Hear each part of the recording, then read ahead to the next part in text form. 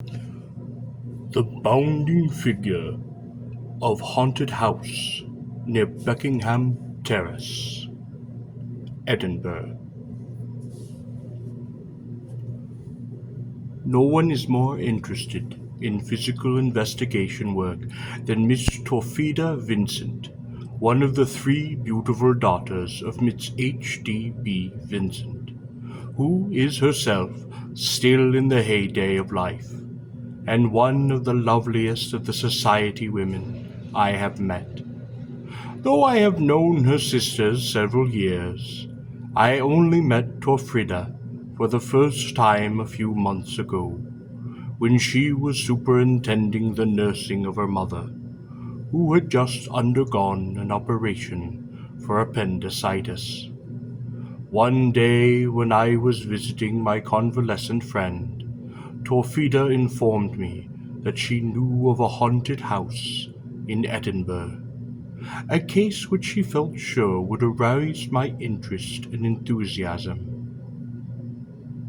It is unfortunate, she added somewhat regretfully, that I cannot tell you the number of the house, but as I given my word of honor to disclose it to no one, I feel sure you will excuse me. Indeed, my friends the Gordons, who extracted the promise from me, have got into sad trouble with their landlord for leaving the house under the pretext that it was haunted, and he has threatened to prosecute them for slander of title. The house in question has no claim to antiquity. It may be 80 years old, perhaps a little older, and was at the time of which I speak let out in flats. The Gordons occupied the second story. The one above them was untenanted and used as a storage place for furniture. The first floor and ground floor were divided into chambers and offices. They had not been in their new quarters more than a week, when Miss Gordon asked the night porter who it was that made such a noise, racing up their stairs between 2 and 3 in the morning. It had awakened her every night, she told him, and she would be glad if the disturbance were discontinued. I am sorry, madame, but I cannot imagine who it can be, the man replied. Of course it may be someone next door. Sounds are so often deceptive. No one inhabits the rooms above you. But Miss Gordon was not at all convinced, and made up her mind to complain to the landlord should it occur again. That night nothing happened, but the night after she was roused from her sleep at 2 o'clock by a feeling that something dreadful, some dire catastrophe, was about to take place. The house was very still, and beyond the faraway echoes of a policeman's patrol on the hard pavement outside, nothing, absolutely nothing, broke the universal and, as it seemed to her, unnatural silence. Generally at night time, there are sounds one likes to assure oneself are too trivial to be heard during the day. The creaking of boards, stairs, nearly always stairs, and the tapping of some leaf, of course just a leaf, upon the windows. Who has not heard such sounds? And who in his heart of hearts has not been only too aware that they are nocturnal, exclusively nocturnal? The shadows of evening bring with them visitors, prying, curious visitors, grim and ghastly visitors, gray, esoteric visitors, visitors from a world seemingly inconsequent, wholly incomprehensible. Miss Gordon did not believe in ghosts. She scoffed at the idea of ghosts, and like so many would-be wits, unreasonably brave by day, and the reverse by night, had hitherto attributed banshees and the like to cats and other animals. But now, when all was dark, pitch dark, and hushed, and she, for aught she knew to the contrary, the only one in that great rambling building, awake, she reviewed again and again in her mind that rushing up the stairs. The wind. Well, it could not have been the wind. The wind shuts doors and rattles windows. It moans and sighs. It hollows and screeches. But it does not walk the house in boots. Neither do rats. And if she had imagined the noises, why did she not imagine other things? Why, for example, did she not see tables dance, or tea-urns walk? All that would be fancy, unblushing, genuine fancy. And if she conjured up one absurdity, why not another? There was a conundrum for any skeptic. Thus did she argue, naturally and logically, in the quiet, sensible fashion of a lawyer or a scientist. Yet all the while her senses told her that the atmosphere of the house had undergone some profoundly subtle and unaccountable change, a change that brought with it a presence at once sinister and hostile. She longed to strike a light and awake one of her daughters, Diana by preference, since Diana was the least likely to mind being disturbed, and had the strongest of nerves. She made a start, and loosening the bedclothes that she always liked tightly tucked around her, thrust out a quivering toe. The next instant she drew it back with a tiny gasp of terror. The cold darkness without had suggested to her mind a great horny hand, mall-shaped and murderous, that was lying in wait to seize her. A deadly sickness overcame her. She lay back upon the pillow, her heart beating with outrageous irregularity and loudness. Very slowly she recovered, and holding her breath, sidled to the far edge of the bed, with a dexterous movement, engendered by the desperation of fear, made a lightning-like dab in the direction of the electrical bell. Her soft pink finger missed the mark, and coming in violent contact with the wall, bent with a careful polished nail. She bit her lips to stop a cry of pain, and shrinking back within the folds of her dainty lace-embroidered nightdress, abandoned herself to despair. Her consciousness of the unknown presence increased. She instinctively felt the thing pass through the closed door, down onto the landing outside, when it dashed upstairs with a loud clatter, and entering the lumber room immediately overhead, began bounding as if its feet were tied together, backwards and forwards across the floor. After continuing for fully half an hour, the noises abruptly ceased, and the house resumed its accustomed quiet. At breakfast, Miss Gordon asked her daughters if they had heard anything in the night, and they laughingly said, "No, not even a mouse." There was now an intermission of the disturbances, and no further demonstration occurred for about a month. Diana was then sleeping in her mother's room, Miss Gordon being away upon a visit to Lady Voss, who was entertaining a party of friends at her shooting box in Argyle. One evening, as Diana was going into her bedroom to prepare for dinner, she saw the door swing open, and something, she could not tell what, for it was so blurred and indistinct, came out with a bound, tearing past her onto the landing. It rushed up the stairs with so much clatter that Diana imagined, though she could see nothing, that it must have on its feet heavy, lumbering boots.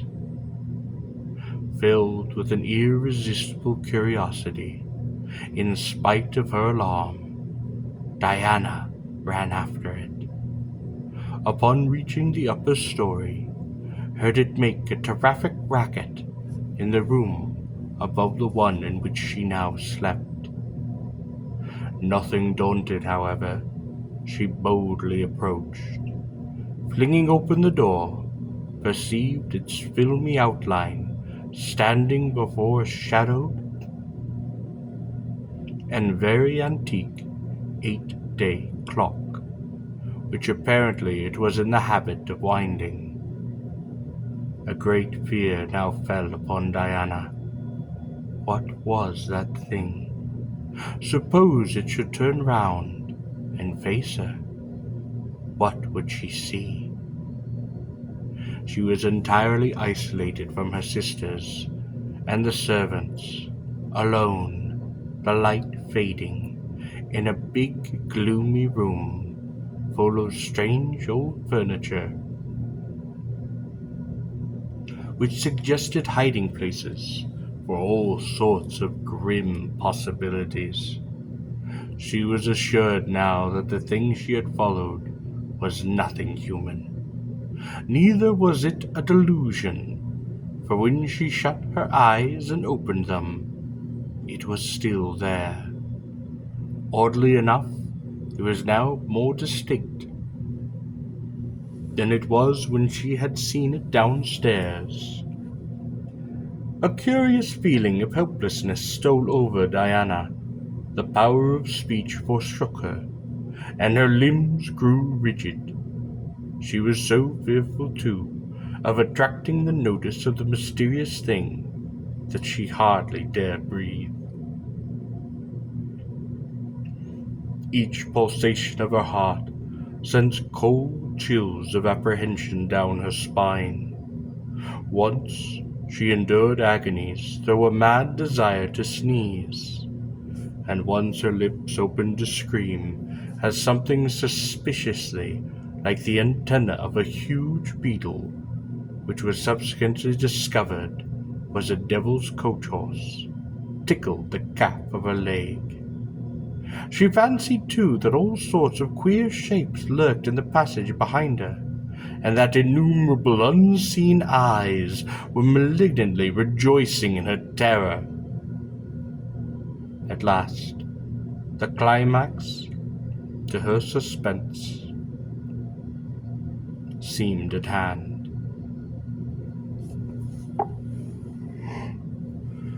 The unknown thing, until now too busy with the clock to take heed of her, paused for a moment or so, as if undecided what to do next, and then slowly began to veer around.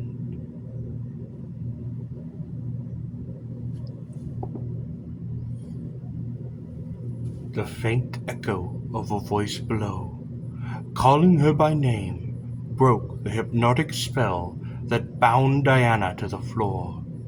With a frantic spring, she cleared the threshold of the room and tore madly downstairs, never halting till she reached the dining room, where she sank upon the sofa and, more dead than alive, panted out to her amazed sisters a full account of all that had transpired. That night she shared her sister's bedroom, but neither she nor her sister slept. From this time to the return of Miss Gordon, nothing happened. It was one evening after she came back, and she was preparing to get into bed, that the door of her own room unexpectedly opened. There she saw standing upon the threshold the unmistakable figure of a man. Short, broad, great width of shoulders, long arms. Clad in a pea jacket of blue serge trousers and jack boots. He had a big, round, and brutal head, covered with a tangled mass of yellow hair. But where his face ought to have been, there was only a blotch, underlying which Miss Gordon detected the semblance to something fiendishly vindictive and immeasurably nasty. But in spite of the horror his appearance produced, her curiosity was aroused with regard to the two objects he carried in his hands, one of which looked a very bizarre bundle of wet and white rags, and the other a small bladder of lard. While she was staring at them in dumb awe, he swung round, and hitching them savagely under his armpits, rushed across the landing, and with a series of apish bounds sprang up the staircase and disappeared into the gloom. This was the climax, for Miss Gordon felt another such encounter would stop her heart. In spite of the fact that she had taken the flat for a year and had only just commenced her tenancy, she packed up her goods and left the very next day. The report that the building was haunted spread rapidly, and Miss Gordon had many indignant letters from the landlord. She naturally made inquiries as to the early history of the house, but of the many tales she listed, only one, the authenticity of which she could not guarantee, seemed to suggest any clue into the haunting. It was said that a retired captain in the merchant service, many years previously, had rented the rooms that she had occupied. He was an extraordinary individual, and despite the fact that he had lived so far inland, would never wear any but nautical clothes, his blue jersey and trousers, reefer coat, and jack boots. This was not his only peculiarity.